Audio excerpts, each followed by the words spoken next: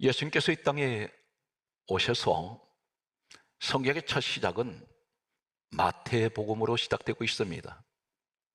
말라기 이전에 성경은 예수님 오시기 전에 기록된 말씀이고, 예수님 오신 후에는 마태복음으로부터 시작해서 27권의 신약 성경이 기록됩니다. 신약 성경 첫 시작은 마태복음입니다. 마태복음의 첫 시작은 마태복음 1장 1절에 이 땅에 빌립보서 2장 6절에 근본 하나님 본체 되시는 예수님께서 사람의 모습으로 육신의 모습으로 오실 때 육신의 혈통을 기록하고 있는 첫 시작이 마태복음 1장 1절에서 17절까지 말씀이 되겠습니다. 이 말씀 속에는 42명의 사람들이 기록되고 있습니다. 한 가지 특이한 것은 예수님 족보라고 하는 이 마태복음 1장에 보게 되면 42명은 전부 이름만 기록되어 있습니다. 이 사람들이 어떤 신분으로 이 땅에 살았는지 전혀 기록이 되지 않고 있습니다. 하나님의 관심은 이 땅에 어떤 신분으로 살았느냐에 관심 없습니다. 단 한 가지, 이름만 기록되어 있습니다. 42명의 사람 가운데는 마태복음 1장에 보게 되면 예수님 족보에는 왕들이 무수하게 그들의 이름이 있습니다. 그런데 여기는 창녀도 있습니다. 그리고 도대체 이해가 되지 않는 것은 근친상간의 죄를 지었던 아버지와 딸의 관계에서 태어난 이런 자손의 이름도 있습니다. 그런데 이름만 보면 여자인지 남자인지 모릅니다. 몇 살 때 이 사람들이 이 땅을 떠났는지도 기록이 없습니다. 어떤 신분으로 살았느냐 성경은 기록하지 않습니다. 하나님 관심을 두지 않습니다. 부자로 살았느냐 가난하게 살았느냐, 내 키 신장이 몇 센치이냐 전혀 관심 없습니다. 이 세상의 조건과 전혀 동떨어진 그런 내용을 성경은 기록하고 있습니다. 또 한 가지는 마태복음 1장의 첫 시작에 예수님 족보에 나타난 한 가지는 반드시 사람 이름이 등장하고 이어서 낳고 새 생명으로 계속해서 이어집니다. 그런데 반면에 창세기 5장 1절 이하의 말씀을 보게 되면 세상 족보에는 똑같은 이름만 나타나는데 이름 뒤에 나타난 단어들은 죽고입니다. 사망으로 이어져 버립니다. 죽음으로 이어집니다. 이 말씀은 곧 무엇을 말씀합니까? 예수 그리스도 안에 있는 사람은 새 생명으로 영생의 축복을 계속해서 강조하고 있습니다. 그러나 세상 가운데 살아가는 사람들에게는 계속해서 사망과 죽음밖에는 기다리는 것이 없다는 것입니다. 오늘 우리는 한 사람을 주목을 합니다. 마태복음 1장 5절에서 6절 말씀을 보게 되면 이렇게 기록하고 있습니다. 살몬에게서 라합을 통하여 보아스가 태어나고, 보아스를 통하여 보아스에게서 룻을 통하여, 여기서 놀라운 사건이 기록됩니다. 오벳이 태어나고, 오벳을 통하여 이새가 태어나고, 이새를 통하여 다윗 왕을 낳으니라, 이렇게 기록하고 있습니다. 우리는 이 내용 가운데에서 한 사람을 주목을 합니다. 보아스라는 사람을 주목을 합니다. 이 보아스가 누구였냐면 다윗의 아버지는 이새입니다. 다윗의 할아버지는 여기 나타나는 한 사람이 있습니다. 오벳이 있습니다. 그런데 친정조 할아버지가 누구냐면 바로 보아스입니다. 성경 말씀은 이 가문은 왕의 가문이라는 것입니다. 그런데 이 보아스가 어떤 사람이냐면 열왕기상 7장 21절 말씀을 보게 되면 솔로몬이 성전을 건축했습니다. 그리고 완공했을 때에 솔로몬 성전 앞에 노수로 만들어진 거대한 두 기둥이 서게 됩니다. 이 내용을 보게 되면 열왕기상 7장 21절에 기록하고 있습니다. 오른쪽 기둥은 야긴이란 기둥이며 왼쪽 기둥은 보아스 기둥입니다. 두 기둥 이름이 있습니다. 이 보아스가 바로 누구냐면 여기에 나타난 다윗의 친정조 할아버지 이름이 성전의 기둥 이름으로 기록됩니다. 한마디로 무슨 뭘 의미하냐면 이 보아스라는 사람은 하나님의 성전의 기둥입니다. 이 기둥도 기둥이든 나무 기둥이 아닌 놋기둥입니다.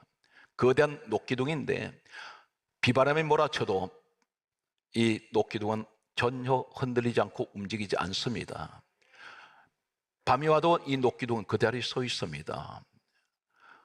오늘 이 시대에 하나님 성전된 기둥들이 있습니다. 오늘 여러분들이 되시기 바랍니다. 그런데 이 사람을 가리켜서 이 보아스를 가리켜 이렇게 기록하고 있습니다. 룻기서 2장 1절 말씀을 보게 되면 이 보아스는 베들레헴의 유력한 자라, 유력이란 말이 나오고 있습니다. 영어 성경을 보게 되면 우리는 정확한 해석을 할 수가 없습니다. 원문을 보게 되면 히브리어로 되어 있는 이 구약 성경은 히브리어로 되어 있습니다. 히브리어 원문을 보게 되면 기뻐르라는 이름을 쓰고 있습니다. 기뻐르, 한번 따라하시겠습니까? 기뻐르. 이 말이 룻기서 2장 1절에 보아스를 가리켜 유력한 자, 유력이란 이 말이 기뻐르. 이 원문은 어디에 사용되고 있을까요? 성경 말씀을 계속해서 보게 되면 역대상 9장 26절 말씀에 보게 되면 이렇게 기록합니다. 우두머리, 최고의 지도자라는 말입니다. 우두머리란 말이 기뻐르입니다.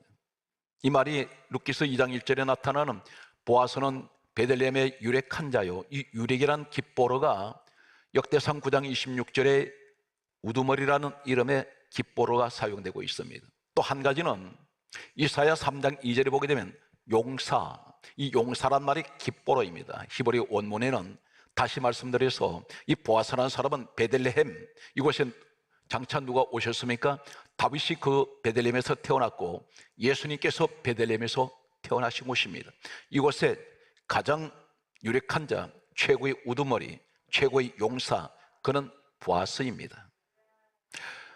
성경 말씀은 이 보아스에 관해서 또 이렇게 말씀하고 있습니다. 룻기서 4장 1절 말씀을 보게 되면 보아스가 성문에 앉아 있다고 기록하고 있습니다. 성문에 앉았다는 말씀이 왜 이렇게 성경 기록하고 있을까요? 성경 누가 기록했습니까? 디모데후서 3장 16절에 모든 성경은 하나님의 감동으로 기록되어 있습니다. 하나님께서 기록하게 하셔서 성경 글자 한자 한자 점 하나 찍는 것까지도 전부 하나님께서 생각 주셨고 하나님 명령하셨습니다. 한 가지 더 참고로 말씀드리면 구약 성경은 이사야 34장 16절에 이렇게 말씀하고 있습니다. 너희는 여호와의 책을 읽어보라. 이것이 하나도 빠진 것이 없고 짝이 없는 것이 없으리니 여호와의 입이 이를 명령하셨고, 하나님께서 그렇게 쓰라고 명령하셨다는 것입니다. 여호와의 책은 오늘날 우리가 가지고 있는 성경을 말씀하고 있습니다. 그렇다면 오늘 왜 보아스 이야기를 이렇게 많이 기록하고 있을까요? 보아스가 룻기서 4장 1절에 성문에 앉았다, 이 말은 우리는 이 베들레헴 유대의 관습, 그 당시의 문화 관습을 알아야 됩니다. 사회적인 문화 관습이 어떤 관습이었냐면 성문에는 아무나 앉을 수가 없습니다. 이곳은 최고의 지도자가 앉는 자리가 성문에 앉는 자리입니다.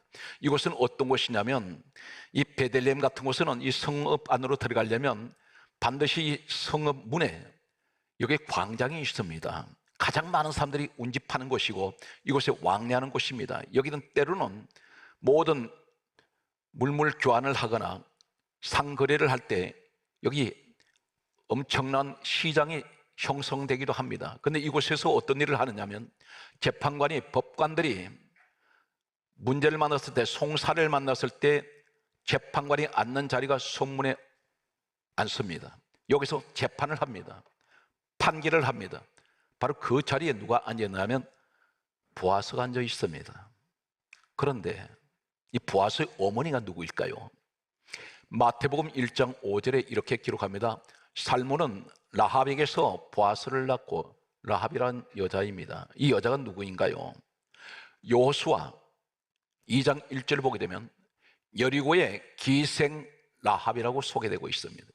이 기생이란 말이 단순하게 한글 성경에 번역된 것은 대단히 점잖게 번역이 되었습니다. 원색적으로 우리가 표현을 한다면 히브리어 원문을 보게 되면 자나, 이 자나라는 이 말이 바로 어디 있느냐면 창세기 38장 15절에 창녀입니다. 창녀가 자나입니다. 보아스의 어머니 라합은 창녀입니다. 여기가 어디입니까? 여리고입니다. 여리고는 사해바다가 가까운 곳에 있습니다. 이 사해바다에서 나오는 것이 소금과 유황이 많이 채취가 됩니다. 자연의 이 여리고는 사방 각처에서 상인들이 소금과 유향을 구하기 위해서 이 여리고로 사람들이 찾아옵니다. 여기는 유흥, 쾌락, 도박, 술 문화가 범람했습니다. 여기 자연이 이 라합은 그곳에서 창녀 일을 하면서 그 돈을 가지고 생계를 유지하는 여자였습니다. 이 여자가 엄탕한 여자이기 전에 그는 어쩔 수 없이 자신 몸을 팔아서 가족을 먹여 살려야 하는 이런 상황입니다. 여기서 태어난 아들이 보았습니다. 이 여인은 가나안 여인입니다. 여리고의 여인입니다. 이 여인이 만약에 엄격한 율법을 중시하는 유대인들 땅으로 들어갔다면 돌에 맞아 죽습니다. 부정한 여자입니다. 그런데 신기한 것은 어떻게 보아스가 베들레헴에서 가장 높은 지위에 있는 우두머리가 되었을까요? 그가 깃보로가 되어 있습니다. 이 라합이라는 여자가 어떤 여자냐면 창녀이면서 대단히 중요한 것은 히브리서 11장 31절 신약 성경은 수천 년이 흐른 후에 이 여인에 관해서 이렇게 정언합니다. 이 라합은 믿음의 여인이라고 했습니다. 하나님을 믿는 여인이었습니다. 비록 자신은 창녀이지만 몸을 팔아서 이 보아스, 이 자식을 키워야 하는 이런 상황인데, 이 보아스가 자라면서 철이 들 때 어떤 생각했을까요? 우리 어머니 창녀구나. 이 보아스는 친구와도 어울릴 수가 없었을 것입니다. 엄청난 충격과 좌절감, 비관 때문에 어쩌면 이 보아스는 폐인이 될 수가 있습니다. 완전히 삐뚤어진 그런 인생을 살아갈 수가 있습니다. 그런데 이 보아스가 가장 유대인들이 존경하는 믿음의 사람이라는 것입니다. 무엇을 말씀할까요? 비록 이 어머니는 창녀로 살아가지만 항상 사람들에게 멸시당하고 무시당하고 천박한 직업이라도 할 수 없는 이런 너무나 비참한 인생을 살면서도 이 아들에게는 오직 하나님을 잘 섬길 수 있는 믿음으로 이 아이를 성장시켰다는 것입니다. 이 아이는 상처받지 않습니다. 우리 어머니 창녀라는 일에 대해서 이 사람 비굴해하지 않습니다. 창피하지 않습니다. 이 사람은 믿음을 가진 아들입니다. 그런데 하나님께서는 단순하게 그 믿음만 가지고 있는 이 라합을 어떻게 해서 하나님께서 이 사람을 축복하셨을까요? 단순한 믿음입니까? 아닙니다. 전 성경은 이 라합 이야기가 나올 때 구약과 신약에 한결같이 강조하는 단어가 하나 있습니다. 이 내용이 여호수아 6장 25절에 보게 되면 이렇게 기록합니다. 라합이 여리고 들어온 이스라엘 백성들이 40년 광야 길을 거쳐서 마지막 가나안 땅 들어갈 때 첫 관문이 여리고입니다. 여리고를 점령할 때에 두 정탐꾼들이 들어갔습니다. 정탐꾼들이 들어갔는데 여호수아 6장 25절은 이렇게 말씀하고 있습니다. 정탐하러 들어온 사자들을 숨겼음이라 이렇게 기록하고 있습니다. 이 사자란 말이 어떤 원문을 사용하고 있을까요? 단순한 정탐꾼 아닙니다.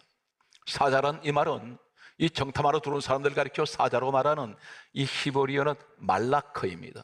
말라크가 어디에 똑같은 내용이냐면 말라기 2장 7절에 제사장은 만군의 여호와의 사자요, 이 제사장이 말라크입니다. 다시 말해서 하나님의 종입니다. 하나님이 종이 들어왔습니다. 그런데 이 여인은 믿음으로 하나님의 종을 숨겨주었습니다. 발각되면 이 집안 몰살당합니다. 여리고의 왕이 수배를 내렸습니다.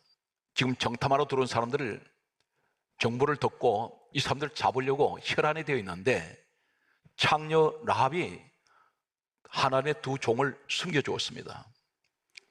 목숨을 담보로 하는 대단히 위험한 일을 이 라합이 했습니다.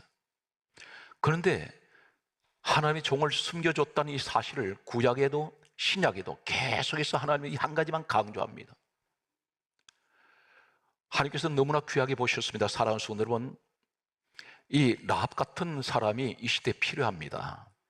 대개 교회는 사람을 비판하기를 좋아합니다. 주의 종은 허물이 없을까요? 허물투성입니다. 어쩌면 여러분보다도 오늘날 주의 종들이 허물이 더 많은지 모릅니다. 그럼에도 하나님이 세운 종이기 때문에 주의 종과 성도 관계는 어떤 관계인가요? 목사와 성도 관계는 어떤 관계입니까? 구원 관계입니다. 기쁨의 관계입니다. 서로가 축복의 관계이고 천국 관계입니다. 그런데 성경 말씀은 이렇게 기록합니다. 갈라디아 6장 6절에 주의 종 관계는 말씀을 가르침을 받는 자는 말씀을 가르치는 자와 모든 좋은 것을 함께하라 그랬었습니다. 말씀을 가르침을 받는 사람, 성도와 가르치는 자, 주의 종은 모든 좋은 것을 함께해라. 그런데 만약에 이런 일이 없기를 당부합니다. 왜 그러냐면 주의 종 욕할 수 있습니다. 주의 종 비웃고 비방할 수 있습니다. 그런데 성경에 뭐라 말씀합니까?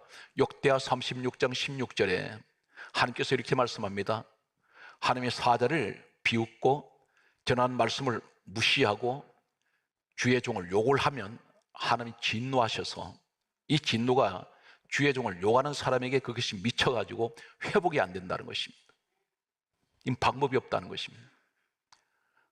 오늘 여기에서 반면에 이 라합은 이 주의 종을 자신의 생명을 위험한 그 상태에서도 지켜주었습니다. 오늘 성경 말씀은 이 여인에 관해서 이렇게 기록하고 있습니다. 이 여인이 위험할 것 같았는데 위험하지가 않습니다. 이 여인이 잘못될 것 같았는데 잘못되지 않습니다. 성경 말씀은 이 사실에 관해서 이렇게 말씀합니다. 훗날에 성경은 이 라합 같은 사람을 가리켜서 고린도 후서 4장 7절에는 우리가 이 보배를 진리그릇에 가졌으니 이 그릇은 누구입니까? 로마서 9장 24절에 우리가 그릇이라 있습니다. 어떤 그릇입니까? 진리그릇은 무슨 그릇입니까? 헛그릇입니다. 흙으로 만든 비전 그릇인데 잘 깨져요. 가장 천한 그릇입니다. 그런데 이 보배가 누구냐면 빌립보서 2장 6절에 근본 하나님 본체 되시는 분이 예수님이십니다. 우리가 예수님이 하는 본체세요. 성경 말씀은 이렇게 기록하고 있습니다. 골로새서 1장 16절의 말씀 보게 되면 예수 그리스도를 가리켜 예수 그리스도가 만물을 창조하셨다 있습니다. 그리고 만물을 창조하신 목적이 예수를 위해서 우리가 창조되었다는 것입니다. 그래서 성경 말씀을 보게 되면 골로새서 1장 18절에 그는 근본이시요 예수님을 가리켜 근본이라는데 이 신약 성경은 헬라어로 되어 있습니다. 헬라어 원문은 아르케입니다. 이 아르케가 어디 있느냐면 요한복음 1장 1절에 태초에 이 말씀이 아르케예요. 우리 예수님이 태초란 말입니다. 우리 예수님이 시작입니다. 그런데 이 보배를 질그릇에 내가 가졌습니다. 나는 아버지 하나님 천한 그릇이에요. 잘 깨지는 그릇입니다. 연약한 그릇입니다. 그런데 보배 되시는 하나님 본체 되시는 예수 그리스도께서 내 마음에 계시니 성경 말씀 뭐라 말씀합니까? 라합이 하나님을 믿음으로 하나님과 늘 함께하는 사람이었습니다. 그런데 죽을 줄 알았는데 성경 말씀은 이렇게 기록합니다. 고린도후서 4장 8절에 말씀하시기를 우리가 사방으로 우겨삼을 당하여도 쌓이지 아니하며 나를 둘러쌀 자가 없다는 것입니다. 그러면서 답답한 일을 만나도 낙심하지 아니하며 사랑하는 성도 여러분, 보배 되신 주님을 내 마음에 모십시오. 환경 보지 마세요. 죽을 것 같습니까? 안 죽습니다. 망할 것 같습니까? 망하지 않습니다. 넘어질 것 같습니까? 넘어지지 않습니다. 오직 이 보배 되시는 예수 그리스도가 내 마음에 계시면 아버지 하나님 나 질그릇입니다. 언제 깨질지 몰라요. 그런데 내게는 보배 되신 주님이 계시니 나는 사방으로 나를 우겨삼을 당하여도 내가 환난 가운데 포위를 당해도 나를 포위할 자 없습니다. 나 답답한 일 만나도 낙심하지 않습니다. 성경 말씀은 계속해서 이렇게 강조하고 있습니다. 고린도후서 4장 9절에 하시는 말씀이 박해를 받아도 버림받지 아니하고 크게 따라서 거꾸로 떠림을 당해도 나는 망하지 않습니다. 왜 그렇습니까? 보배 되신 주님이 내게 계십니다. 이 라합은 이러한 믿음을 가지고 있는 사람입니다. 오늘 성경 말씀은 그렇다면 이 보아스, 이 사람은 어머니로부터 하나님을 향한 믿음을 배웠습니다. 그래서 이 사람은 유대 땅에 오게 되었는데 어떻게 오게 되었을까요? 성경 말씀은 이렇게 기록합니다. 여호수아 6장 25절에 이 라합은 이스라엘 백성들이 대단히 고마워했습니다. 그래서 성경 강조합니다. 이스라엘 중에 이 라합이 거주하였더라. 베들레헴에 갈 수 없는데 갔습니다. 그런데 여기에 아들이 보아스가 같이 갔습니다. 그런데 성경은 강조하고 있습니다. 그렇다면 이 보아스가 나중에 결혼한 사람이 누구입니까? 룻입니다. 룻은 재혼한 여자입니다. 성경 말씀은 이렇게 기록합니다. 이 보아스는 아픈 어머니에 대한 상처를 가질 수 있는데 상처를 받지 않아요. 대단히 믿음으로 건강한 사람입니다. 그런데 반면에 이 라합의 며느리 되는 사람, 보아스의 아내 되는 이 룻, 이 여인은 어떤 여인입니까? 룻기서 1장 4절을 보게 되면 모압 여인입니다. 모압이라는 말이 성경 강조합니다. 왜 하나님 이 말씀을 강조할까요? 이 모압 사람이 어떤 사람일까요? 창세기 19장 37절을 보게 되면 소돔에 살고 있던 롯이라는 사람이 큰딸과 동침을 해서 건친 상간으로 태어난 아들이 있습니다. 이 아들이 모압입니다. 룻의 조상이 이런 너무나 비극적인, 그리고 너무나 있어서는 아니 되는 이런 상황에서 태어난 모압의 자손이 룻입니다. 조상 잘못 뒀다고 말할 수 있습니다. 나는 왜 이런 가정에 태어났을까 말할 수 있습니다. 보아스도 마찬가지입니다. 나는 왜 이런 부모님, 우리 어머니를 이런 장녀를 만났을까. 그런데 한결같이 부부가 이러한 상처를 가지고 있는데, 이 룻이란 여자가 모압 여자인데 베들레헴에 들어갈 수 없습니다. 왜 그러냐면 신명기 23장 3절 말씀을 보게 되면 이렇게 기록하고 있습니다. 암몬과 모압 사람은 여호와의 총회에 들어오지 못할 것이요 하나님 나라에 못 들어갑니다. 하나님께서 그렇게 정해놔 버렸습니다. 그런데 이 여인이 겁없이 베들레헴으로 가려고 합니다. 왜 그러냐면 그 시어머니가 유대 여인입니다. 베들레헴에 살고 있다가 흉년이 와서 남편과 두 아들 데리고 모압 땅에 갔다가 10년 정도 지날 때 남편 세상 떠나고 두 아들 다 잃어버렸습니다. 며느리만 두 사람이 남았습니다. 이 나오미는 나이가 들어서 점점 이제 노쇠한 모습으로 바꿔갑니다. 이 사람 재물 없습니다. 돈 한 푼 없습니다. 이 가정은 대를 이을 남자가 없습니다. 아무도 돌봐줄 사람이 없습니다. 그런 나오미는 어떤 생각을 했냐면 내가 죽어도 내 고향 베들레헴으로 가서 죽어야 되겠다. 그러면서 떠날 때 두 며느리가 따라옵니다. 첫째 며느리는 오르바요, 둘째 며느리는 바로 룻입니다. 이 나오미가 이렇게 말합니다. 너희들은 나를 따라오지 말고 친정으로 돌아가라 말합니다. 두 여인 다 모압 여인입니다. 이 나오미가 말하는 의미 속에는 이런 의미가 있습니다. 너희들 유대 땅 들어오면 돌이 맞아 죽어. 누가 때려 죽일지 모른다. 이게 율법입니다. 이런 것을 염려한 나머지 못 따르게 했는지 모릅니다. 그리고 나 따라가 봐야 아무 소망 없다. 가진 돈도 없고 이제 너희들하고 결혼할 사람도 없고 나는 자식도 없는데 너희들이 여기 따라오면 비참한 인생이 될 수 있다는 사실을 이 나오미는 알고 있습니다. 그런데 이 룻이 이렇게 말합니다.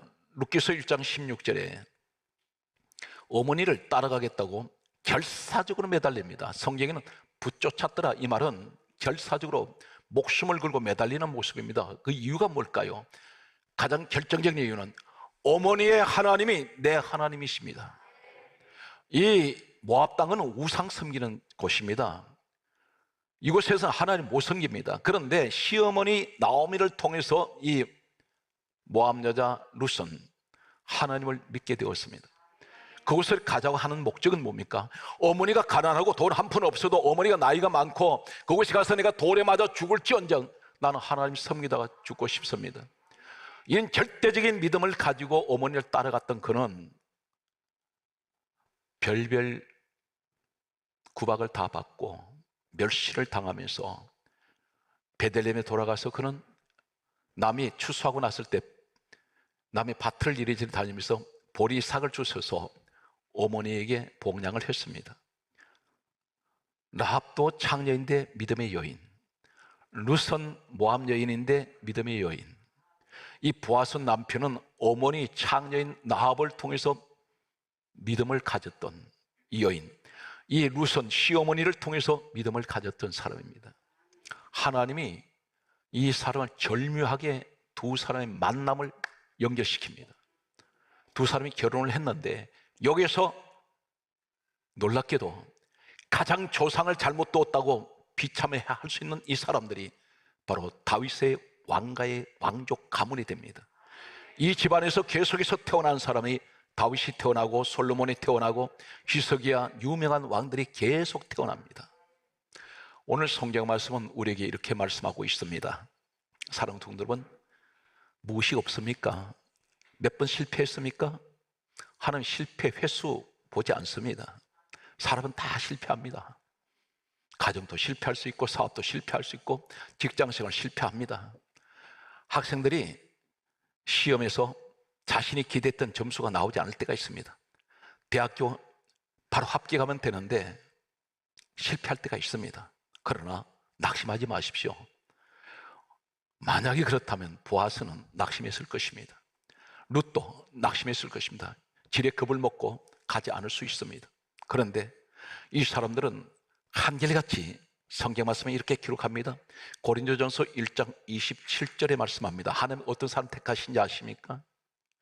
하나님께서 세상에 미련한 사람을 택하사, 하나님께서 세상에 미련한 사람을 택하시고, 하나님께서 성경의 말씀 가운데 합니다. 고린도전서 1장 27절에 하나님께서 세상에 미련한 사람을 택하시고 약한 사람을 택하시고, 성경 말씀은 계속해서 이렇게 말씀합니다. 오늘 성경 말씀 보게 되면 고린도전서 1장 28절에 말씀하시기를 하나님은 천한 사람을 택하시고, 나합 같은 사람, 보아스 같은 사람, 룻 같은 사람 택하시고, 또 이렇게 말씀합니다. 천한 사람을 택하시고 멸시받는 사람을 택하시고 없는 사람을 택하셨다 했습니다. 하나님 이 사람을 선택하셨어요. 그 실패는 성공으로 가는 지름길입니다. 반드시 하나님께서는 실패한 사람을 통해서 성공하게 만듭니다. 말씀의 결론을 맺겠습니다. 빌립보서 2장 6절 강조합니다. 우리의 하나님 본체 예수님. 이제는 우리는 어떻게 살아야 됩니까? 히브리서 12장 2절에 믿음의 주요 온전하게 하시는 예수를 바라보십시오. 주님을 바라보세요. 힘들고 어려울 때 사람을 보지 말고 환경 보지 마세요. 주님만 바라보시면 반드시 하나님은 우리를 푸른 초장 맑은 신의 물가로 인도해 나가시는 오늘 다윗의 축복이, 이 가문의 축복이 여러분과 함께 하시기를 주의 손으로 축원합니다.